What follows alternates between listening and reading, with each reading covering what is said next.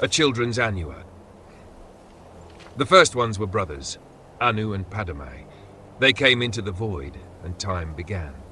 As Anu and Padme wandered the void, the interplay of light and darkness created Nia. Both Anu and Padme were amazed and delighted with her appearance, but she loved Anu, and Padme retreated from them in bitterness.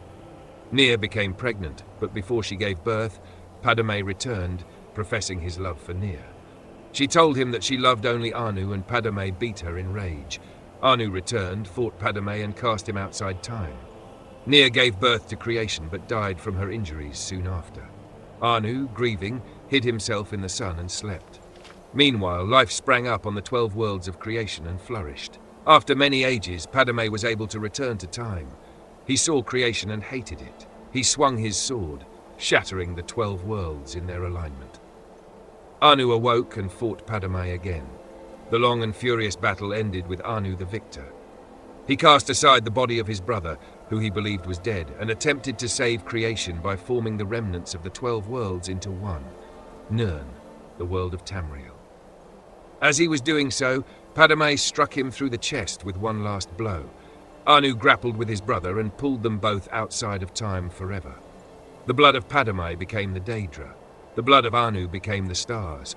The mingled blood of both became the Aedra, hence their capacity for good and evil, and their greater affinity for earthly affairs than the Daedra, who have no connection to creation. On the world of Nirn, all was chaos. The only survivors of the 12 worlds of creation were the Elnofi and the Hist. The Elnofi are the ancestors of Mer and Men. The Hist are the trees of Argonia. Nirn originally was all land, with interspersed seas, but no oceans.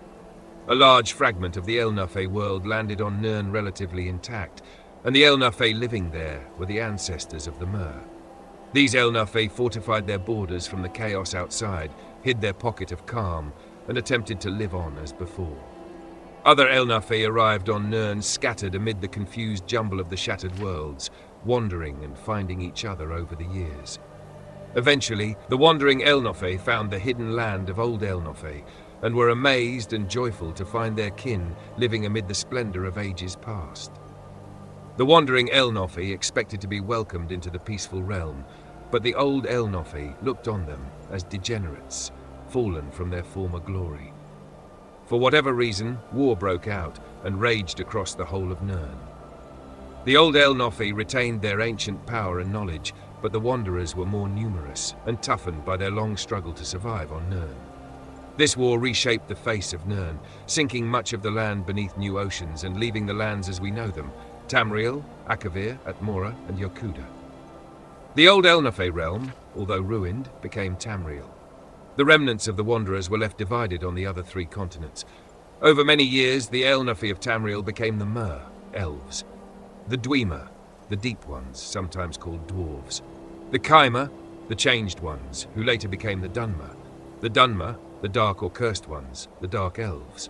The Bosmer, the green or forest ones, the wood elves. The Altmer, the elder or high ones, the high elves.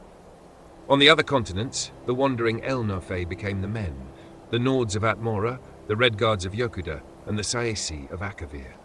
The Hist were bystanders in the Elnofe war, but most of their realm was destroyed as the war passed over it. A small corner of it survived to become Black Marsh in Tamriel, but most of their realm was sunk beneath the sea. Eventually, men returned to Tamriel. The Nords were the first, colonizing the northern coast of Tamriel before recorded history, led by the legendary Ysgramor. The 13th of his line, King Harold, was the first to appear in written history, and so the Mythic Era ended.